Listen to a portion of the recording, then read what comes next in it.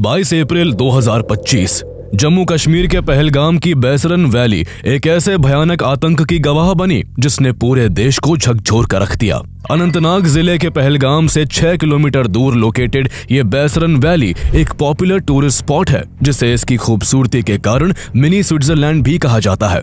इस घाटी के चारों ओर देवदार के लंबे पेड़ों का घना जंगल है। आसपास बहती नदियां हैं और दूर ऊंचाई पर बर्फ से ढकी चोटियां हैं, जो इस घाटी को एक ऐसी नायाब जगह बनाती है कि टूरिस्ट खुद ब खुद इस ओर खींचे चले आते हैं। उस दिन भी सैकड़ों लोग कश्मीर की इन सुंदर वादियों में अपनों के साथ समय बिताने आए थे। कोई कई महीनों की सेविंग्स करके अपने परिवार के साथ यहाँ छुट्टियां मनाने पहुंचा था, कोई अपने बेटे के अच्छे नंबर लाने पर उसे यहाँ घुमाने लाया था, तो कोई अपनी नई शादी के बाद इन हसीन वादियों में हनीमून मनाने आया था। चारों तरफ बस खूबसूरती और खुशहाली थी। बच्चों की हंसी, कैमरों की क्लिक और लोगों की बातचीत के बीच माहौल में एक सुकून भरी गूंज थी। कोई धरती के स्वर्ग को बस निहारे जा रहा था, तो कोई अपनी पत्नी की बाहों में ऐसे खोया हुआ था जैसे वो कुछ पल के लिए अपने सारे गमों को भूलकर बस इस पल में समा जाना चाहता हो।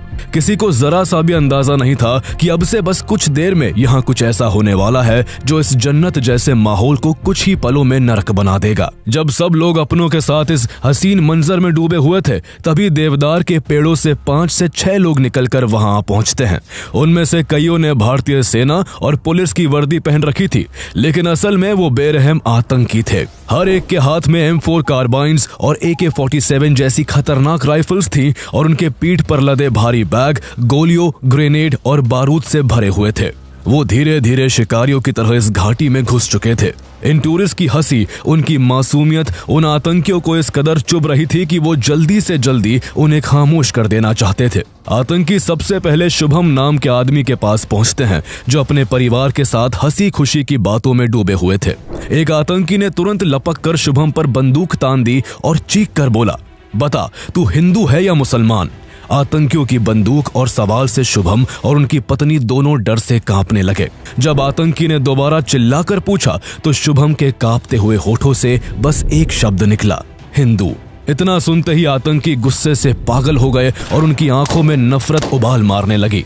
इसके बाद आतंकियों ने अपनी राइफल से अंधाधुन कई गोलियां शुभम पर दाग दी। शुभम के शरीर से खून का फव्वार छूट पड़ा और वो वही जमीन पर गिर पड़े।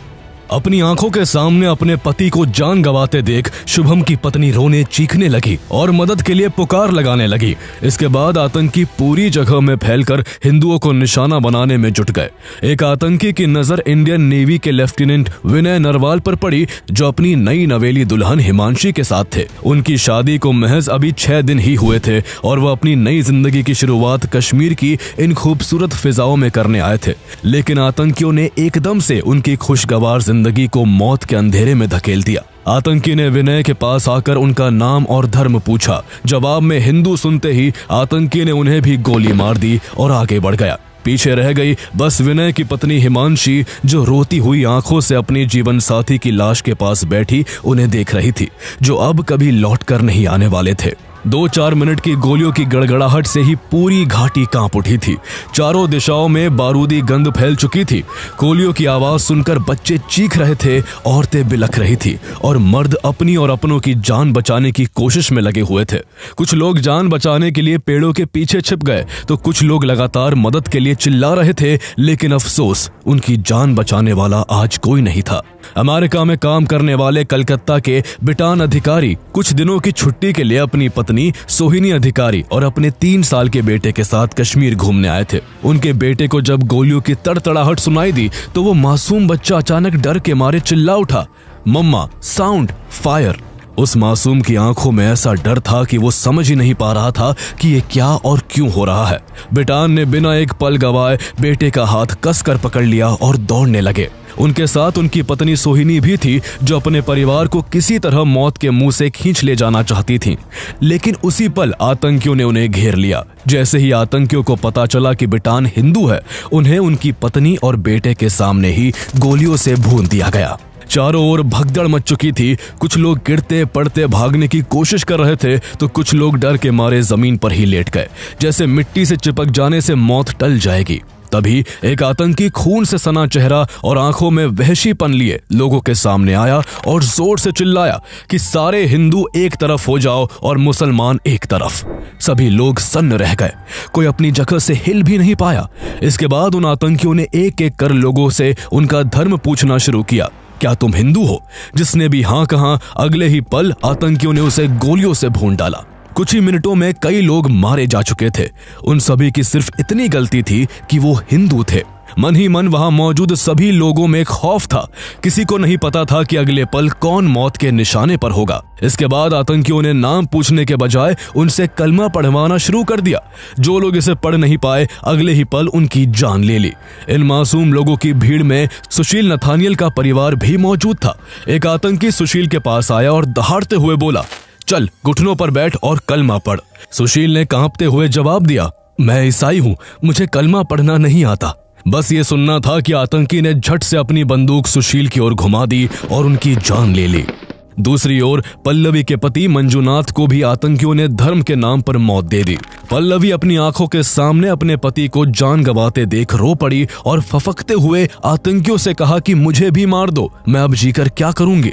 इस पर एक बहशी आतंकी जोर से हंस पड़ा और बोला, जा तुझे नहीं मारते, मोदी को जाकर बता देना।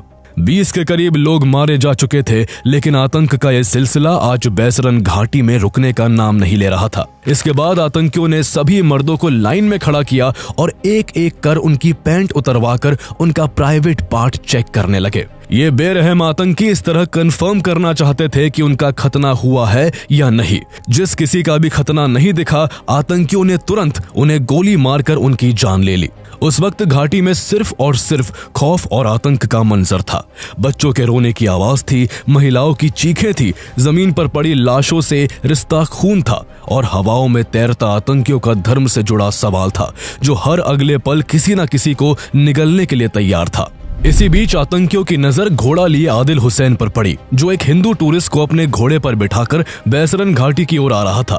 आतंकी सिर्फ गैर मुसलमानों का खून बहाना चाहते थे, इसलिए उन्होंने आदिल को नजरअंदाज कर उसके घोड़े पर बैठे टूरिस्ट पर निशाना साध दिया। पर इससे पहले कि कोई गोली चलती, आदिल अपनी जान की परवाह किए बिना टूरिस्ट को बचाने के लिए अकेले ही आतंकियों से भिड़ गया। उसने एक आतंकी से राइफल छीनने की कोशिश की, मगर अकेले आदिल की ताकत आतंकियों के सामने टिक नहीं पाई और कुछ ही पलों में गोलियों की बौछार ने उसे भी मौत की नींद सुला दिया। आदिल चाहता तो बीच में ना आकर अपनी जान बचा सकता था, लेकिन वो एक मिसाल बना कि धर्म के नाम पर हिंसा करने वालों की भीड़ में अगर एक इंसान भी ऐसा है जो धर्म से ऊपर इंसानियत को रखता है, तो शायद ये दुनिया जीने लायक बची रहेगी। लेकिन उन हैवान आतंकियों के सर पर जैसे एक अजीब तरह की सनक सवार थी। उन्होंने अपने शरीर पर कैमरे लगा रखे थे, जिनसे वो इस पूरी घटना की रिकॉर्डिंग कर रहे थे, ताकि हिंदुओं की चीख पुकार से भरी रिकॉर्डिंग दिखाकर वो अपने आकाओं से शाबाशियां बटोर सके।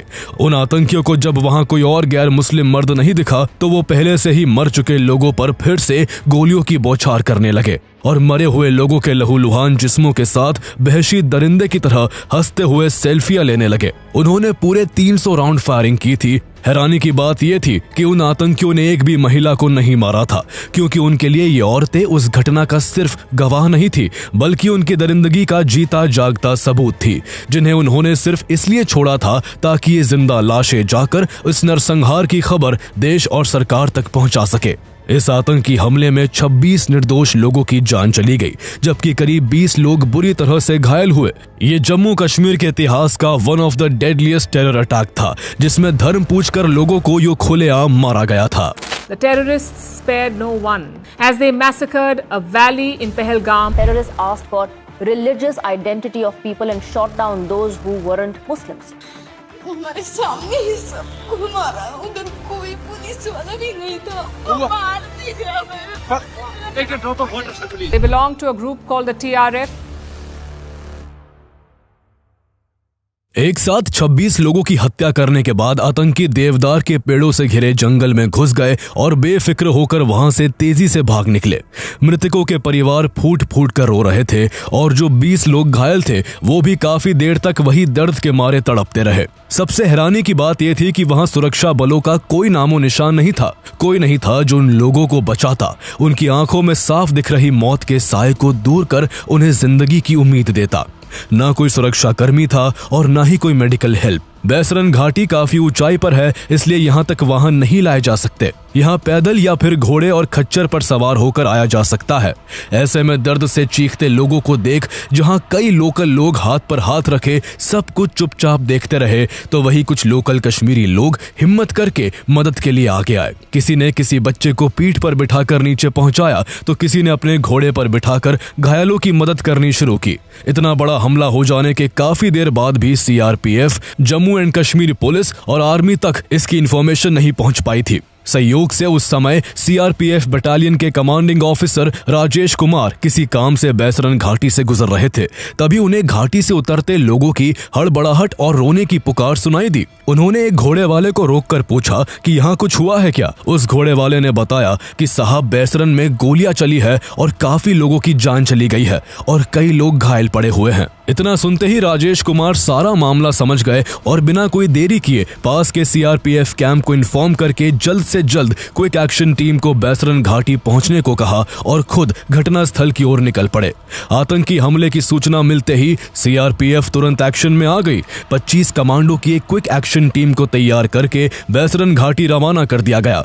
सीआरपीएफ का यह कैंप बैसरन घाटी से करीब 7 किलोमीटर की दूरी पर था और रास्ता भी काफी पहाड़ी था, इसलिए क्विक एक्शन टीम को घटनास्थल तक पहुंचने में 40 मिनट लग गए।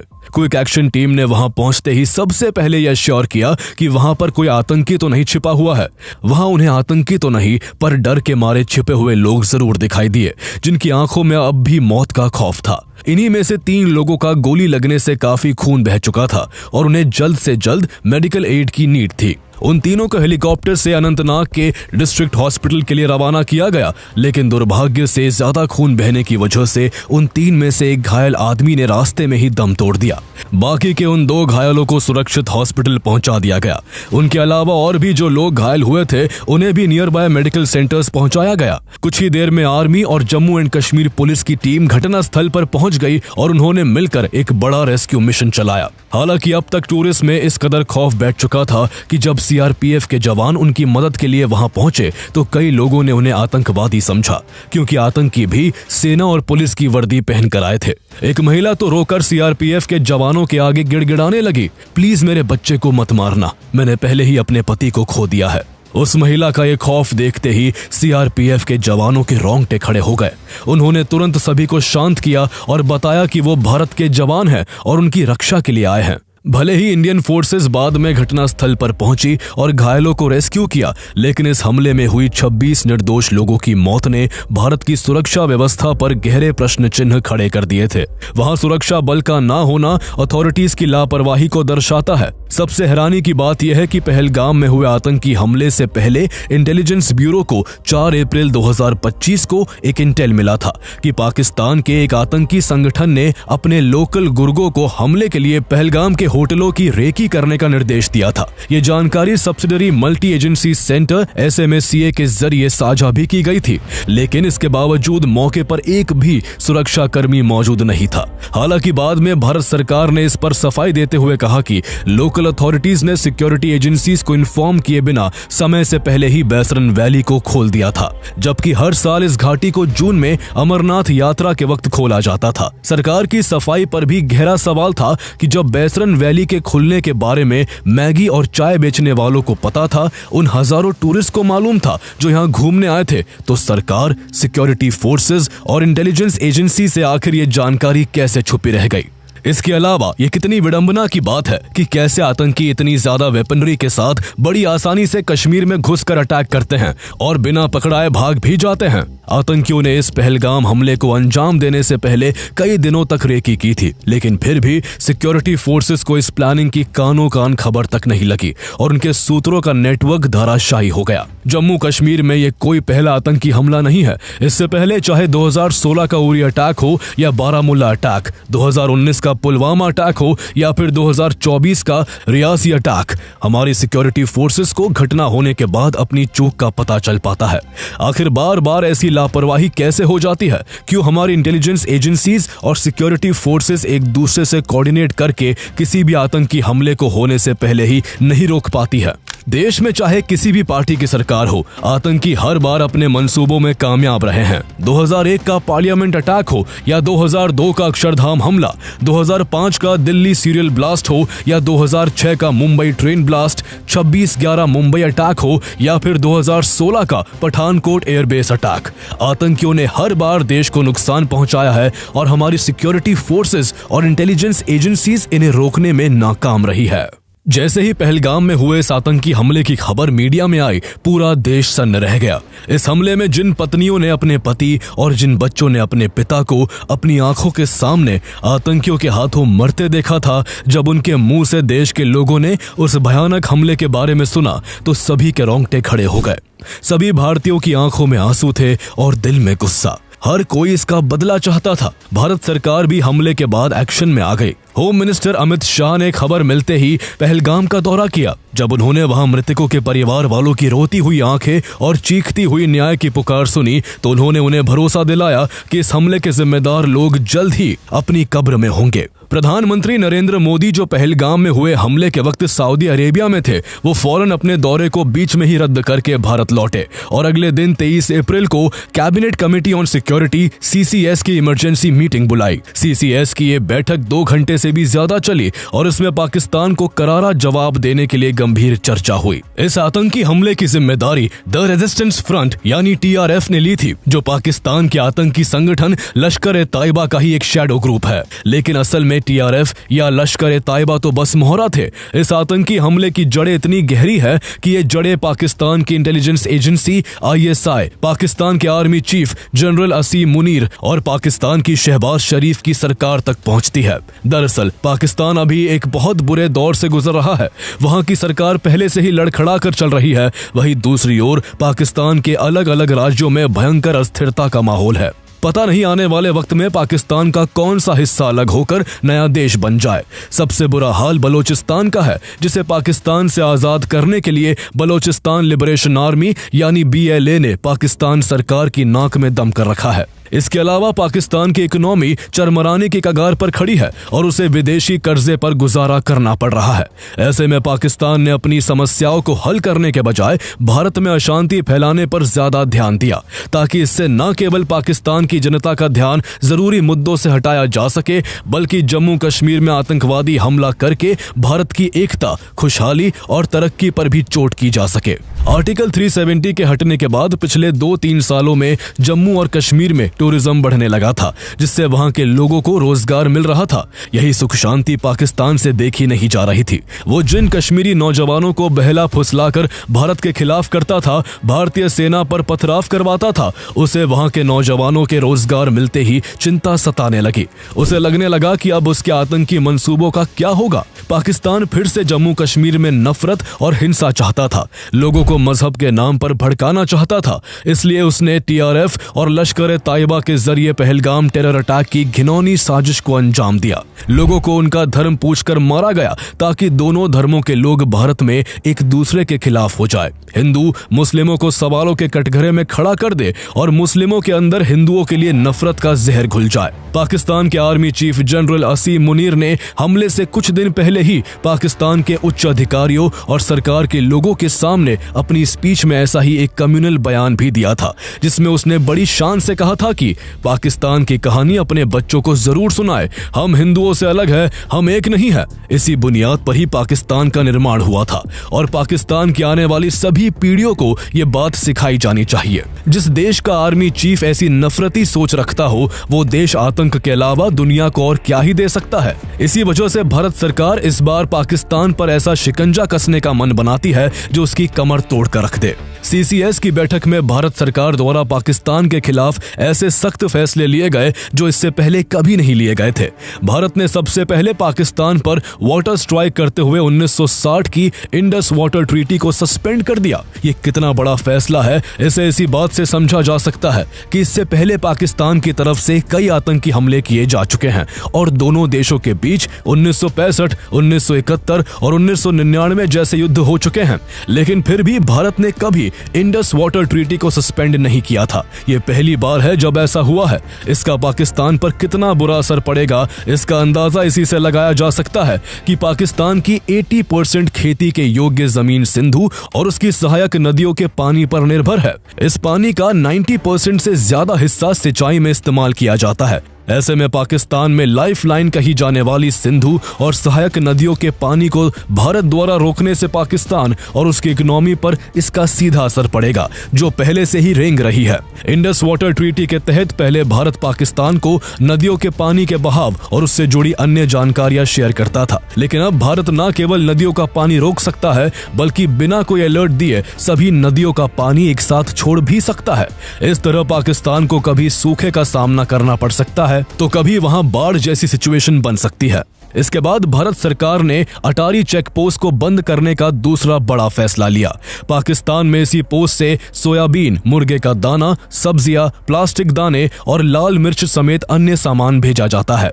इसके बंद होने से पाकिस्तान को हजारों करोड़ का नुकसान हो सकता है। तीसरा फैसला SAARC visa exemption scheme SVES visas को रद्द करने का लिया गया। चौथे फैसले के तहत भारत में मौजूद हर पाकिस्तानी नागरिक को अगले 48 घंटे के भीतर देश छोड़कर वापस जाने का आदेश दिया गया और पाकिस्तानी नागरिक अब भारत का दौरा नहीं कर पाएंगे। इसका सबसे बड़ा झटका उन पाकिस्तानी मरीजों को लगा जो अच्छे और सस्ते इलाज के लिए इंडिया के हॉस्पिटल्स में इलाज करवा रहे थे। इन फैसलों से उन महिलाओं को भी झटका लगा जिन्होंने शादी पाकिस्तान में की थी लेकिन वो अपने बच्चों के साथ भारत में रह रही थी।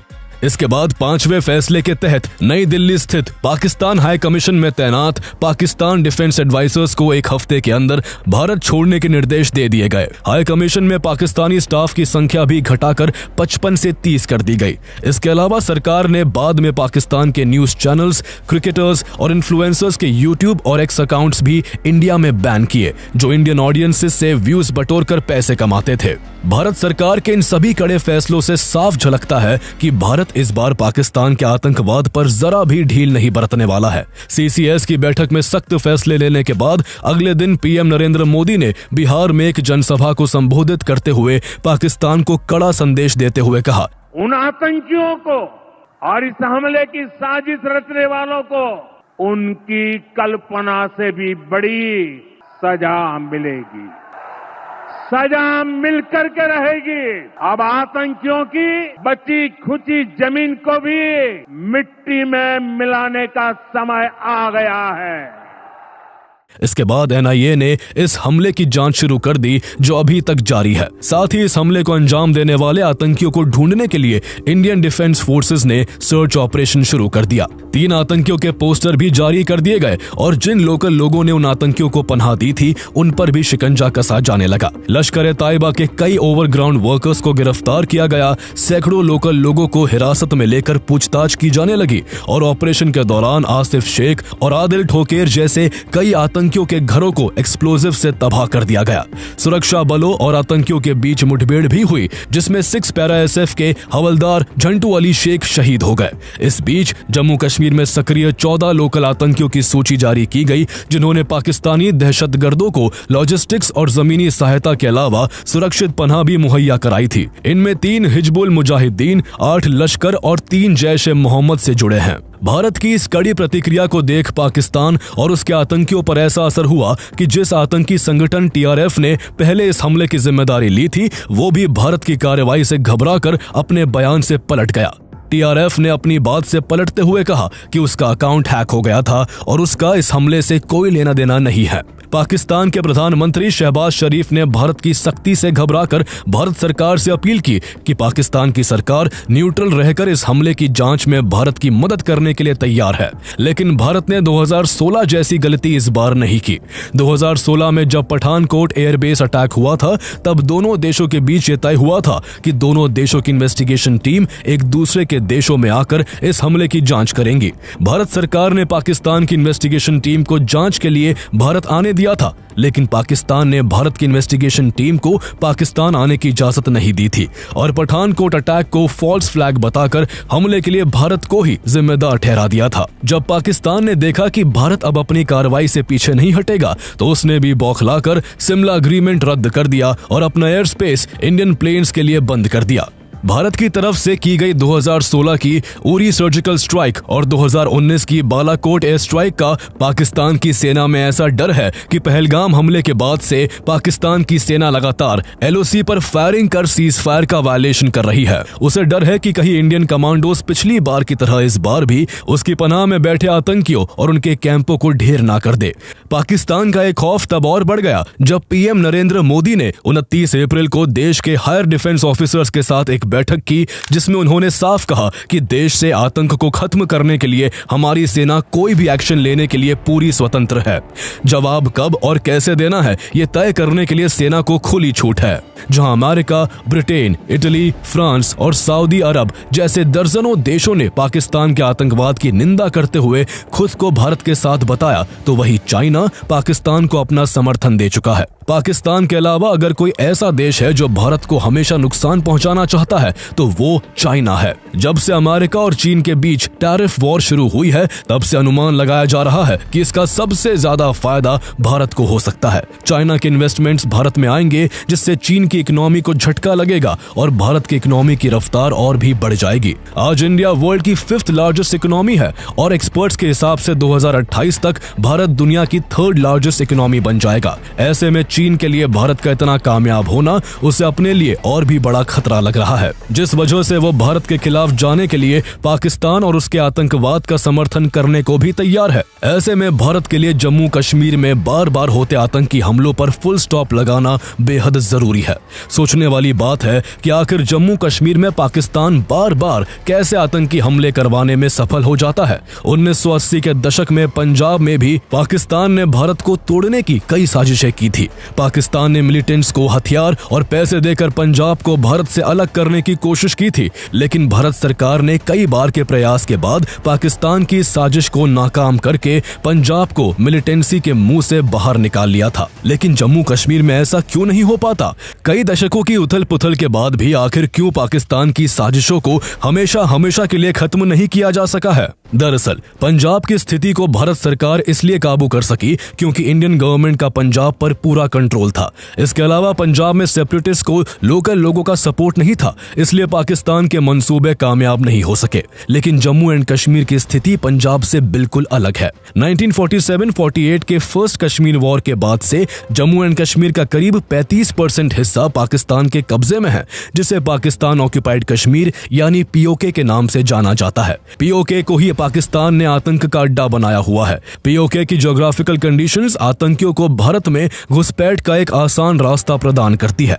घाटियों, पहाड़ों, घने जंगलों और कमजोर फेंसिंग वाली LOC से होकर आतंकी आराम से भारत में दाखिल हो जाते हैं। कई जगहों पर तो LOC की सुरक्षा सिर्फ कंटीली तारों तक सीमित है। पाकिस्तान और उसके आतंकी गुट भारत के कश्मीरी मुस्लिमों को भी जिहाद और जन्नत के नाम पर भड़काकर अपने साथ शामिल कर लेते हैं।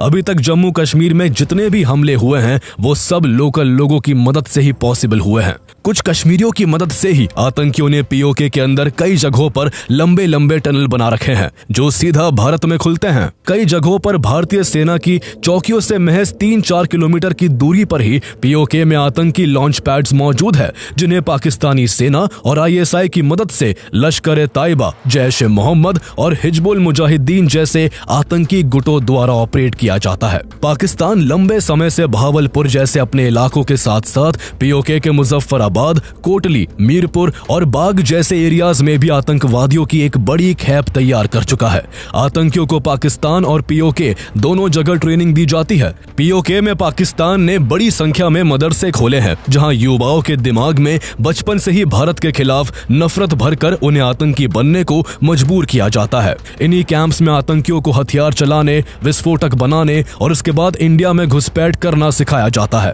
Pathankot airbase attack, Uri attack, Pulwama attack और अभी हुए पहलगाम अटैक में आतंकियों को POK में ही ट्रेन किया गया था। POK में मौजूद आतंकी कैंपों को डिस्ट्रॉय करने के लिए भारत 2016 में सर्जिकल स्ट्राइक और 2019 में बालाकोट एयर स्ट्राइक भी कर चुका है, लेकिन इसके बाद भी POK में आतंक की फसल तैयार की जाती रही है। इसलिए पाकिस्तान के आतंक को खत्म करने के लिए POK पर भारत का कंट्रोल होना बेहद जरूरी है। जब तक जम्मू कश्मीर का वो हिस्सा पाकिस्तान के कब्जे में रहेगा, पाकिस्तान अपनी हरकतों से बाज नहीं आएगा। भारत सरकार भी इस बात को अच्छे से समझती है, इसलिए कई मौकों पर नेशनल एंड इंटरनेशनल प्लेटफॉर्म से भारत सरकार पाकिस्तान ऑक्युपाइड कश्मीर को बहुत जल्द फिर से भारत में मिलाने की बात कह चुकी है। भारत ने जिस तरह अभी पाकिस्तान के खिलाफ सख्त फैसले लिए हैं, उससे लगता है कि आने वाले वक्त में जरूर इस तरफ कदम उठाए जा सकते हैं। पीओके को अगर फिर से भारत से जोड़ दिया जाता है तो वहां की सिचुएशन फिर इंडियन अथॉरिटीज के अंडर होगी। वहां आतंकी कैंपों का खात्मा हो जाएगा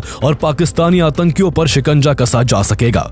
लेकिन पीओके को भारत में शामिल करना अगर इतना ही आसान होता तो सालों पहले ही ये काम हो गया होता। इस काम में कई जरूरी पेंच हैं जो भारत के लिए बड़ी चुनौती खड़ी कर सकते हैं। 1948 में भारत ने कश्मीर इशू को यूनाइटेड नेशन में ले जाने की एक ऐतिहासिक भूल की थी, जिसका खामियाजा भारत को आज तक सहना पड़ रहा है। अगर भारत पीओके को वापस लेने की कोशिश करता है तो यूएन का इंटरफेरेंस तय है। हालांकि अब भारत के यूएस, फ्रांस, यूके और रशिया जैसे वीटो होल्डिंग देशों से अच्छे संबंध है, लेकिन चाइना पाकिस्तान के पक्ष में वीटो लगाकर एक बड़ी रुकावट बन सकता है। और अगर कूटनीति से बात नहीं बनी तो भारत को शायद पाकिस्तान से खुली जंग लड़नी पड़े। ये युद्ध लंबा चल सकता है, जिसमें देश की इकोनॉमी पर बुरा असर पड़ेगा। दोनों देश के पास न्यूक्लियर वेपन है, इसलिए युद्ध की स्थिति में दोनों ही ओर से न्यूक्लियर वेपन के इस्तेमाल का खतरा है। इसके अलावा अगर युद्ध होता है तो चीन अपने फायदे के लिए पाकिस्तान के साथ खड़ा होकर भारत के खिलाफ युद्ध में शामिल हो सकता है। ऐसे में भारत के सामने दो मोर्चों पर युद्ध लड़ने की एक बड़ी चुनौती होगी। इसलिए भारत को हर पहलू को ध्यान में रखते हुए एक ऐसा रास्ता खोजना होगा जिससे पीओके को मजबूती से भारत में मिलाया जा सके, क्योंकि जब तक पीओके भारत का हिस्सा नहीं बनता, शायद पुलवामा और पहलगाम जैसे हमलों को कभी जड़ से नहीं रोका जा सकेगा। आतंक को जड़ से मिटाना ही उन 26 निर्दोष लोगों को सच्ची श्रद्धांजलि होगी जिन्होंने पाकिस्तान के आतंकियों के हाथों पहलगाम में अपनी जान गंवा दी।